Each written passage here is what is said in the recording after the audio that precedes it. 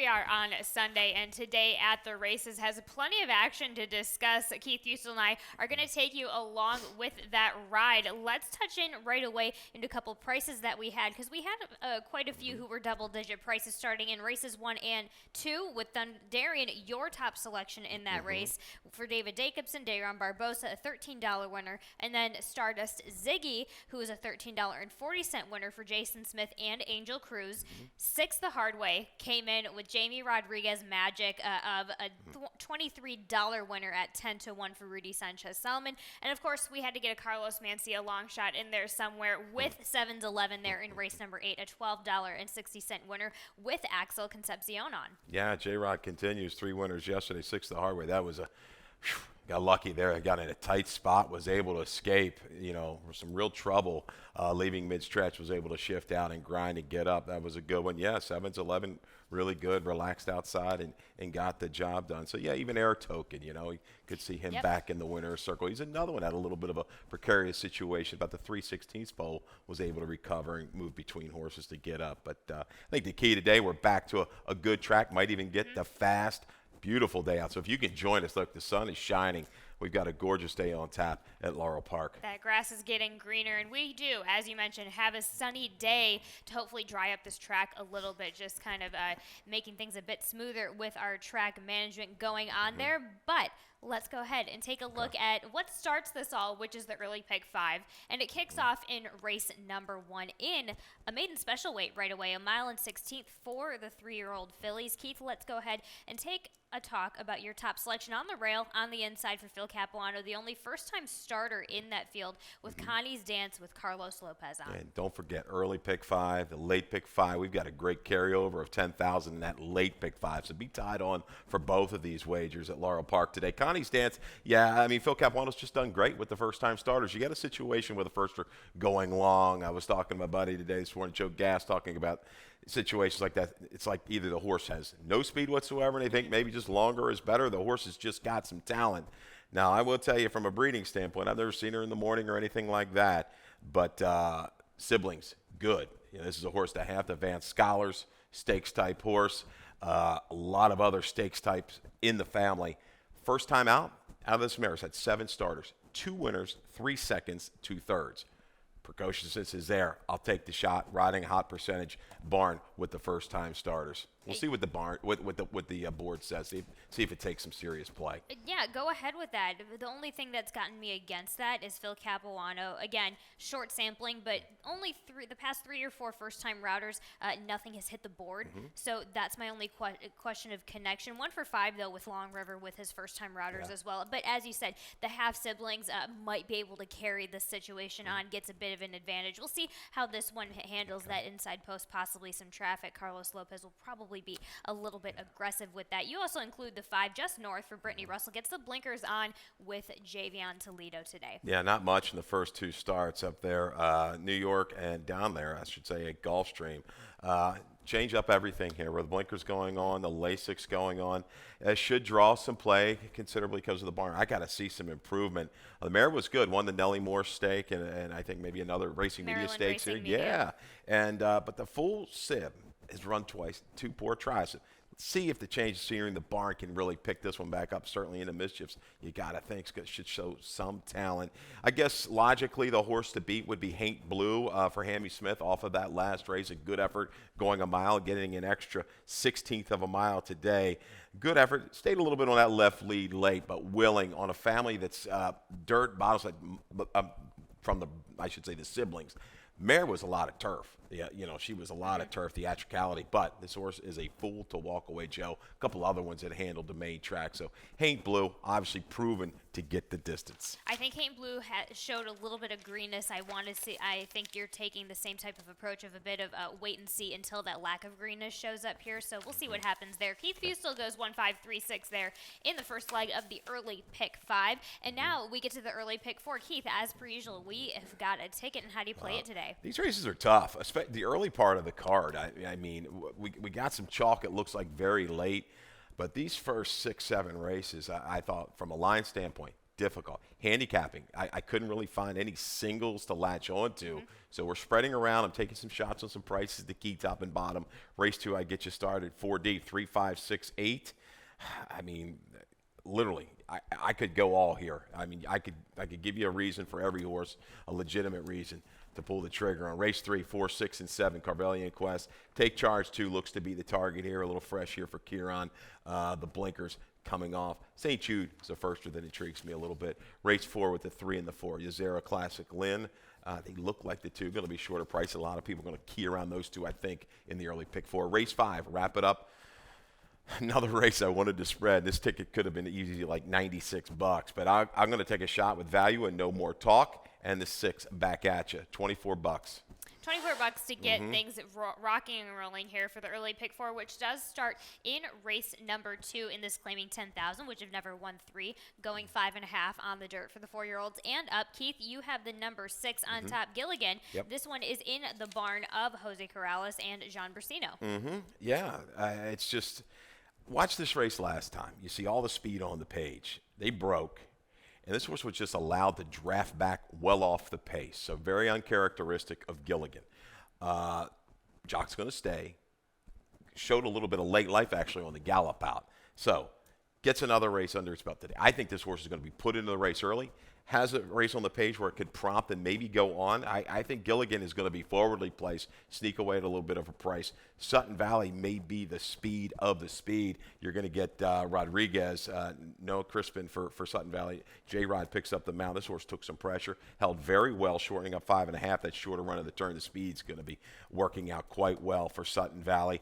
You've got to look at the 8, Call Me Maestro, and I think Kieran's horse, Crimson Rocket. They look like the two to kind of take that stalk and bounce position. Call Me Maestro and Crimson Rock kind of just burned up last time. It gets a little bit better field. Closers were doing okay. I think they hang around. Very difficult race 2.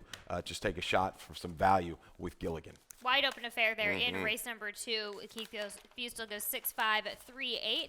Race number 3, the second leg of the early pick 4. Third leg of the early pick 5 is a maiden special weight, going 6 furlongs on the dirt for the 4 and 5-year-olds. Keith, let's go ahead and take a look at your second in command. Take Charge 2 for Kieran McGee, gets J-Ron Barbosa, and the blinkers off today. Yeah, you got this guy, on top. He looks like the road is going to go through Take Charge 2. He's been kind of keyed up, a little keen. He's got very, very good speed. The problem is he's been losing ground, the last eighth of a mile in his race. So maybe this is a chance for him. This is his 2-back race on December 9th, the maiden special weight, to kind of maybe relax just a little bit. He looks like he's working forwardly into the race for Kieran McGee. So a little tweak here with the blinkers going off. It's been an angle. It's been, good ROI. We'll see if he can last in race number 3. Yeah, just mentally strung out in these last couple of strides here. So it's 10th start, something's got to give. I might as well just go ahead and take a chance on it. Let's talk about your top selection, though. St. Jude, who I have underneath, Benny Perkins Jr. I find this horse intriguing as well. Gets and attracts Jamie Rodriguez. The Stallion is, he's 14% with the firsters. The full sibling, it was a filly. 1 second out when the blinkers went on. I'll be interested to see if this horse starts with blinkers. But look at the workouts at Pimlico, blazing. I know Benny Perkins, he hasn't been great with the firsters the last year or two. But you go back over a 5-year sample, he's 20%. So, acts this year, maybe the more recent, pretty strong. And he was very good on the go back. Always had some quality horses in his barn, especially up there like back in the days at Monmouth Park. So I'm looking at that, looking at how that sibling won early. Just take a shot here. Usually his horses get play. Let's see if the play starts early and stays on St. Jude. And even on top of that, with going at his half-sibling, even in that first start, there was a reason the blinkers went on for the second start. Just didn't get the best of trips, so the potential is there. I'm not surprised if we have blinkers on, especially with a move like that in 59 and 2 in that last work-going 5 furlongs. So, again, wouldn't surprise me if we have the blinkers on right away. Those works are very, very attractive. So, Benny Perkins, he'll have these nice works, but for the most part, they're pretty consistently reasonable. These ones are a bit quick, so this is one to raise my eyebrows at, certainly. Interesting that he also goes and looks for J-Rod, looks for Rodriguez to get them out here. Maybe a little bit of a tell right there. Yeah, a little late start to the race. I'll be intrigued to see what this one brings to the table. Carvelian Quest, both the Trombetta's horses, the 4 and the 2, showing some talent. Carvelian Quest showed a good race in debut sprinting and then improved, it looked like, on the stretch out. But I think coming back off of this 259-day break, it's maybe faced a little bit better, can sit and rally into it. 7-6-4-2 for me, another tricky little heat. Race number 4 kicks off the Rainbow Pick 6. We have a carryover that's been going on throughout the weekend. Nobody has seemed to hit it. Let's see if it happens. Of course, that's going to be climbing above 8,200 today. We'll see how it goes. My ticket, I go the opposite way just because, especially in some of these early races, you either go wide or you go conservative. I'm going to give you a cheap ticket, just a base structure, and add whatever you want onto this. So 2 deep, 3-4 here with the big scratch of the 5 dysfunctional here in the opener of the Rainbow Pick 6. Race number 5, 2 deep with the 2 and the 4, the Lacey Gaudette duo in that race is going to fit well. Race number 6 is where I go 3 wide with the 3, 8, and 9. I held off on Pit Stop Man. I'm waiting for the shoe to drop.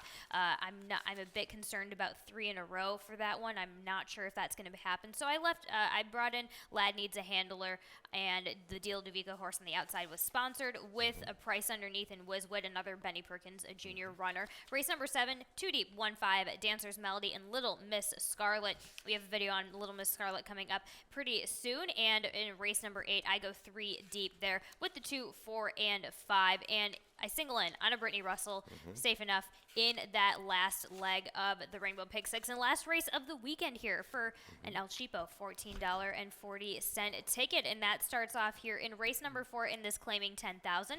For the girls, 4 years old and upward, which have never won 2, going 5.5 on the dirt. Keith, you and I both land on a Classic Lynn for I switched it up last minute. Okay. You land on Classic Lynn for Carlos Mancia. I went with the other one, but let's get into the Mancia horse who had a bit of a price yesterday. Yeah, he did. Classic Lynn, I think back to the sprinting, that's the deal. Was kind of tracking against Backstreet Affair next time out. A little slower pace. So Backstreet Affair had a little bit left to kind of turn away that challenge. But I think this is what she's going to do best. 5.5, 6. I like her here because there's speed definitely right to the inside with conductance. Even looking spunky might chase a little bit. Poet to my heart. It looks like I don't know if she lost a little bit of a step early, but she could be possibly thrown into the pace flow. Classic Lynn, I think, just kind of stalks and pounces in here. Yazira, you kind of a little bit of a tell. Boca Chica was named on this one. You would have thought he would have been on dysfunctional. Dysfunctional is out. Control things, was able to clear from an outer post at Charlestown. That was a really, really soft group. This is a step up here, but good numbers. Works off of that. I wouldn't be surprised if she's able to kind of make it here first time against winners. Another one late to the race is a start at 5. I don't mind a horse that's late to the races. The horses are going to be ready for the races whenever they're ready. I'm just trying to see, in case the Mancia horse comes in at too short of a price, I just wanted to grab at something that you might have a little bit more value, although I don't think there's going to be too much value with a short field like that. But, hey, there we have it. Keith Fusel, 4-3-1-2. I go 3-4-2-6. Race number 5 starts the late pick 5, and we have a Tim Tulloch ticket for this late pick 5. As you mentioned, Keith, we have a nice carryover, and this is how he plays it if we could get that ticket up. But if not, let's go ahead and carry on into race number 5 in that starter optional. Oh, there we go. There's the ticket. Race number 5, he goes 3 wide in here, 4, 6, and 7. I haven't checked his picks yet, so he'll get into his top selection there. Race number 6. He goes 2 deep with the 5 and the 9 Pit Stop Man and sponsored. We have a video on that Pit Stop Man coming up. Race number 7, he goes 3 deep with the 1, the 3, and the 7, Little Miss Scarlet, Isabella, and Awesome View. So horses you and I both have underneath as well. Singles in race number 8 with Glow City. Why not? Easy grab, Jamie Ness. A really nice performance at Aqueduct last time out with Jamie Rodriguez Magic on top of that as well. And in race 9, he goes 2 deep with Imagine the Odds for Katie Voss and Gymnast for Brittany Russell with the blinkers on. An $18 ticket to get things going here for the late pick 5, and this does start in a nice race in this competitive enough starter optional, claiming 12.5 to make things interesting. The 7 furlongs make it even more interesting for these 4-year-olds and up. Yeah, I got written up top here. Tough. This is a tough race. Some hard hitters, some veterans in the mix. 7/8 of a mile, a little tricky distance maybe to navigate for some of these guys. Flow should be okay. Flaming East maybe inside tries to go and help set things up from free square. I land on a value shot here with no more talk. The 5 for Kieran McGee. We've got Barbosa back in the barn, and the last time this horse ran in the barn for Kieran, a good win. Good number, a competitive number against this group, and I just think he's going to be able to sit the trip, 4 or 5 out of it, leaving to 3/8, and just ramp it up. He's got a steady kind of a run. Yes, he was beaten by Free Square a couple races back. This is back in the Kieran McGee barn. He may have the whole card for this guy. So no more talk to sit chilly, work out a trip. Barbosa did it yesterday with one of his mounts. I think this horse offers extreme value because the last 2 lines are going to dirty up that form and help his price. There we go. That's a valid argument for this one, as long as they stick to that tactic, because clearly it didn't work out last time with them. So you also go with the number 6 just to the outside, back at you for Jamie Ness and Jamie Rodriguez, of course. This is another one, probable / potential pacemaker in this race. I fought with this one on and off of my ticket, but this one does have some versatility to him. The bad races on his page are in the state of Pennsylvania. So back at you, something about the state of Pennsylvania doesn't agree with him. So he's coming back again. I think he's going to be part of the flow.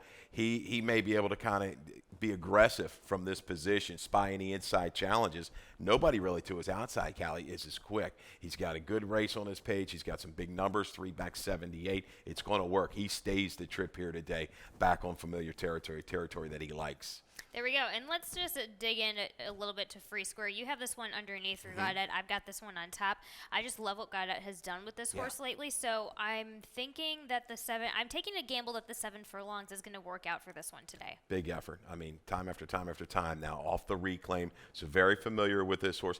I would have liked to have seen him maybe save a little bit more ground last time. I thought that took a little bit out of his run, having to stay so wide. Today he'll have a chance, I think, to tuck up, maybe even get some cover around the turn. If he holds form, he's going to be right there. So there's lots of ways to go. Spot a Bull's a horse, I think, it has had a little trouble out of the gate the last couple times. A cleaner break can get him in a stalking position around the turn and wouldn't be any kind of surprise. Pelota will try to hold form. You've got this one in the mix. Ness dropped it down to the nickel. A lot of people were jumping in. Rudy came away with this guy and protects now in the start. Let's see if he can kind of continue that form. We'll see. That was a bit of a predictable move as far as with Rudy putting this horse in the race, but I'm going to run right along with it. There was a big shake for that horse for a certain reason, so why not just kind of ride that train a little bit? Let's go into race number 6, because we could sit here and talk about all of the rest of the horses in that field just because it's so competitive there in the 5th. But race number 6, before we get to race number 6, we'll be right back with this commercial. And they're off.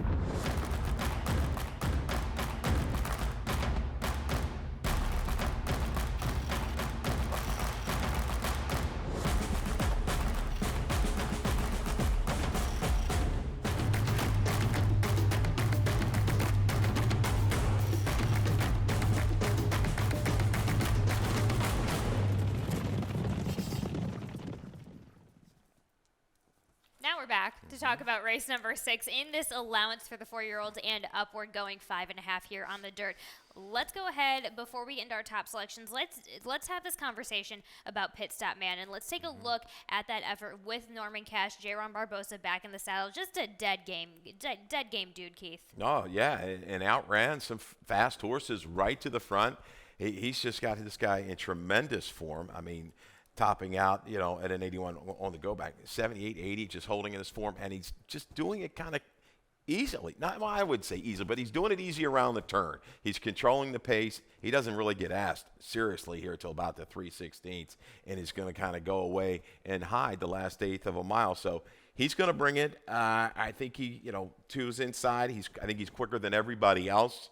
His main competition is going to horse he's had a little battle with to the outside. Lad Needs a Handler, scratched yesterday. I think it was yesterday or the day before. And going to go ahead and take this challenge today. He'll set up shop right between those guys. He's orientates interesting. He's a horse at soft time. He's fresh. He's got quarter-mile speed. Maybe he's a thorn in the side of these other two, Pit Stop Man and Lad Needs a Handler.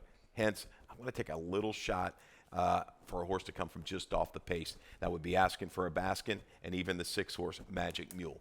Magic Mule, you cannot leave Magic Mule off of your ticket, but I worry about the 5.5 for Magic Mule, just with the way he's been going lately. So again, this horse just needs racing luck. Keep him on your ticket, folks. But as far as the only reason I left Pit Stop Man off is I'm just, like I said, I don't doubt in this horse's ability, and I won't be surprised if this horse goes ahead and wins again, 3 in a row. But just with a little bit of the back to back to back, I wanted to see a little bit more time in between races. That's the only reason where I think it might not work for Pit Stop Man today. But again, as always, I'm fine with being proved wrong. So we'll see how that goes. Let's talk about the number 9 on the outside, sponsored for Damon Deal de Vigo with Horacio Caramanos on top. This one coming second off of the layoff. As an individual, that also works for him well. Yeah, another one, and Damon is good with spacing these horses. He gauges the time off. Very strong stats usually with these breaks. So sponsored, I like where he's drawn today for the fact that inside of him is speed. The horses that are just going to go ahead and leave, it looks like, from a harness turn. And sponsored could kind of draft up and sit behind horses. A good effort, really good at 5.5, 2 races back behind Jerry's Gem, HP Moon, yes, behind Magic Mule, but he fits the ticket right here. I think he's going to really kind of move into a good spot by the time they hit the 5/16 pole. Might have to deal with a little traffic, because I think he might get a little congested by the time they move the quarter. But sponsored should bring a run from off the pace. Asking for a Baskin horse, I'll just toss the last at Parks. It was a tough field, a big field, a hot horse, an easy day. The 2-back try at 7/8. Again, I think maybe not quite on the best part. Caught inside. This is a horse that can draft into position and maybe get bottled up a little bit and make a run. He's got some good races at 5.5. Similar styles, I think. Asking for a Baskin, Magic Mule, they could run as a little bit of a team from off the pace. Asking for a Baskin there in the 6 with Keith Fusel. He finishes things up with 6, 5, and 9. Race number 7 is a starter optional 12-5, going 7 furlongs on the dirt. For the girls, 4 years old and up, Keith, you have the number 5 on top, Dancer's Melody in my exacta. This one is in the barn of W.T. McMahon, Louis Rivera Jr. I love this faith in putting this one on top. Gets the blinkers on here today. Yeah, and I think that could be the key. She's shown a touch of a little bit of hang and not quite wanting to finish. I think she catches the right group. I think she's okay at 7/8 of a mile. I think her recent buyers might just help that price a little bit. McMahon very capable off the claim with these claimers in this kind of level. Dancer's Melody, I think, will be into the race early. Louis Rivera, good to see him back. A good finish after the incident earlier in the card yesterday. Won the nightcap. I want to see a little bit of aggression. I think this horse will relax a little bit up front and carry it. For this filly, to me, it's all about building off of that last effort, which is where McMahon does well. For the last 7 new horses in the barn, 3 winners, 2 seconds, and a third. So that helps. It does a great. His assistant Manny just does a fantastic job there with that effort last time out. Just again, even. You put the blinkers on, you spice things up a little bit. And 2 back at the 7 furlongs, the wide trip did her in, and I really think she's going to appreciate the 7 furlong distance here today. But let's talk about who you also have underneath in number 7, Awesome View from Mikey Gorham and Jamie Rodriguez on the outside, which I think is going to be key for this filly. I think she's just right at the right level here. She's a trier wherever you kind of put her. She's going to try 7/8 of a mile for the first time. But I think the flow of this race, again, is going to work to her advantage. Once she gets engaged and gets involved in it and she's up near in the lead, she'll battle you. I think, it's a big barn change here going to Mikey Gorham on a barn that's doing well over the last couple months. He's solid with this level of horses. The one, Little Miss Scarlet, I didn't quite see that coming last time at 7-1. You're not going to get anywhere close to that. Do we have the video for that one? Yeah, this is the race going a mile. So she's going to turn back a furlong. She had a little incident, pen, took her a little while. Maybe she's mentally recouped, and ready to go right now. Because this was a dominating performance on the February 24th.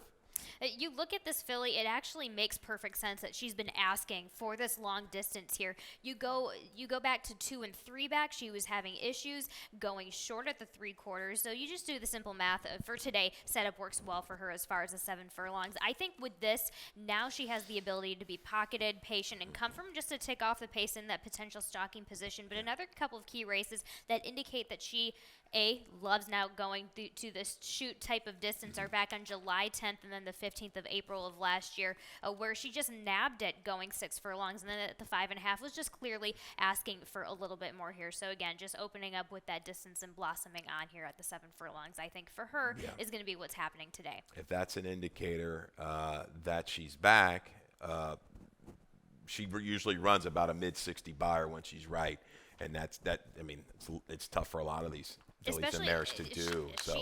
She had some ugly races back on the 29th of December to 20th of January. So good for her for coming back and just sending her getting confident and getting this filly confident again. I love that move. And with that, before I go delve further into that, let's go into race number 8 in this allowance.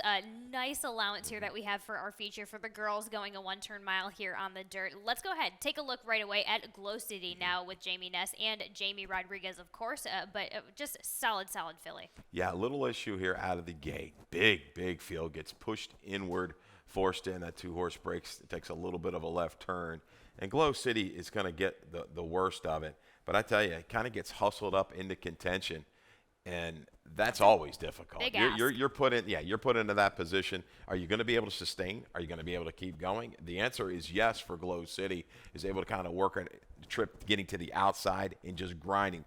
The horse to her outside looks like she's got full momentum, right? It's going to go by her, but she just ekes it out. A gritty effort behind Ferris Hart. A big number at 84 gets it done here.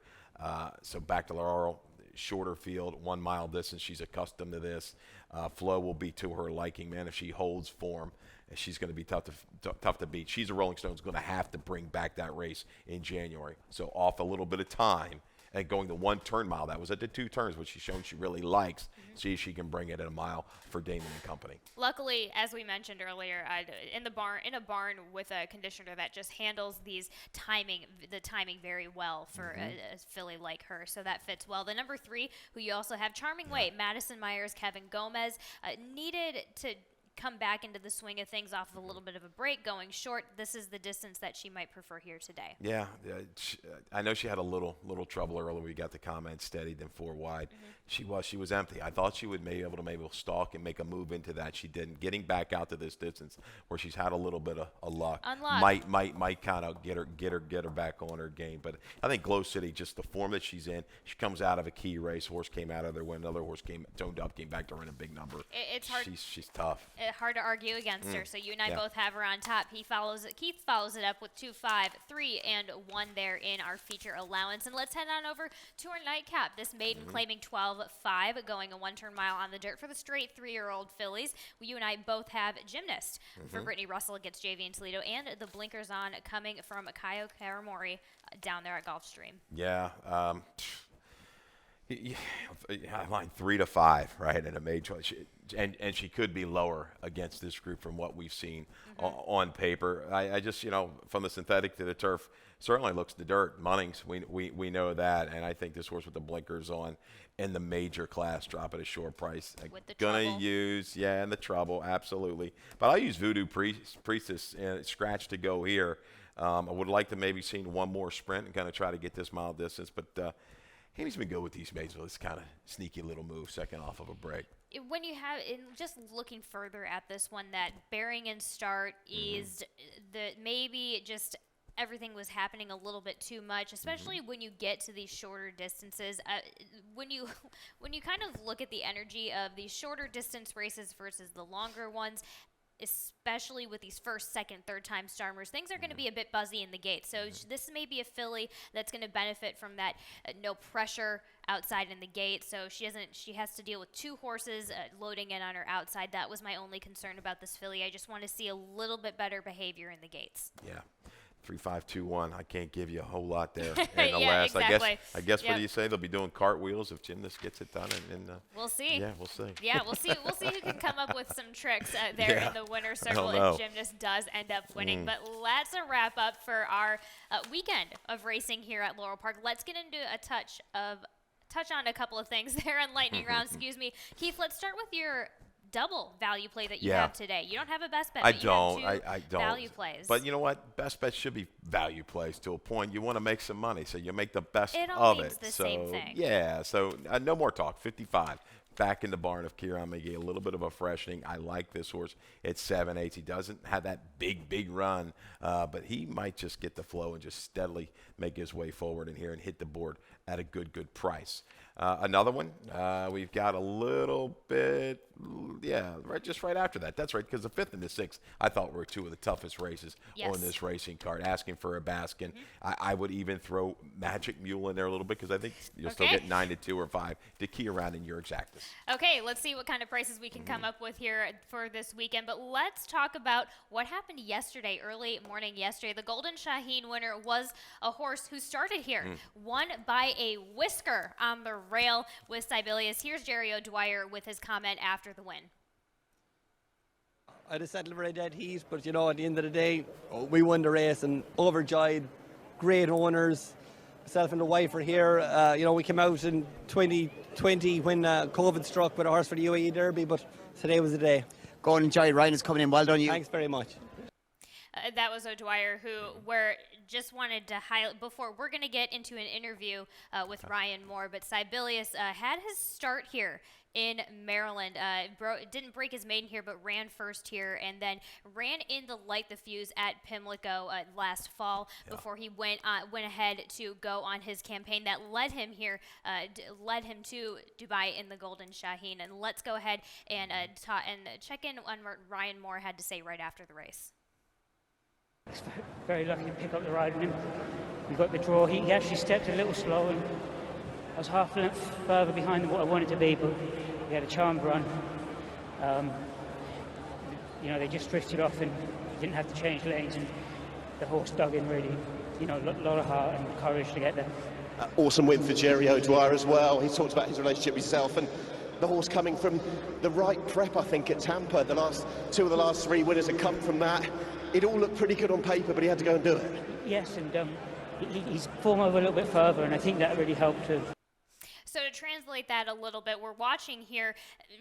O'Moore didn't get the break he wanted. He was a little bit of a half a length behind of where he wanted to go. But then he also mentioned Sibelius had to make this race happen for himself, and he certainly did that. Got lucky with a rail opening, and as we can see, it just, again, made the work for himself and just nailing it by the wire for an exciting finish. So a Group 1 winner started out here at Laurel Park. He was here as a 2-year-old, so I got the. I wasn't the only one who had the experience of getting on him as a 2-year-old, but as a horse in itself, super classy horse, easily just a sweetheart of a horse. So it's good to see. It's good to see good things happen to horses like that. So it was fun. Fun to watch. Definitely fun to watch. Shines a good light on the product here in Maryland at Laurel and Pimlico. That was kind of maybe a little bit of a coming out moment. That race was dominant in the Light Diffuse at Pimlico back in September. A 106 by. I remember calling that chart. Like, look at this guy. I mean, he looked like a rocket ship. That day, yesterday, I mean, just for him early, because he got in some tough spots down inside. Horse and jockey, just sheer and utter determination, and they got through and got the bottom. It was great. He said he would have settled for a dead heat, but he gets it all right there. And an interesting fact, again yesterday, another winner for Jerry O'Dwyer was down at Sam Houston in almost a similar situation in a sprint. A horse just gets up along the rail. Good for the connections. And like I said, we like it when the horses that have impressed here go on and do bigger and better things. Impressed and got started here. So it's good to see a little bit that Maryland has been a part of that journey for Sibelius, winning the $2 million Golden Shaheen. And we're going to take it to Dave Rodman for some more changes and scratches. All right, good luck.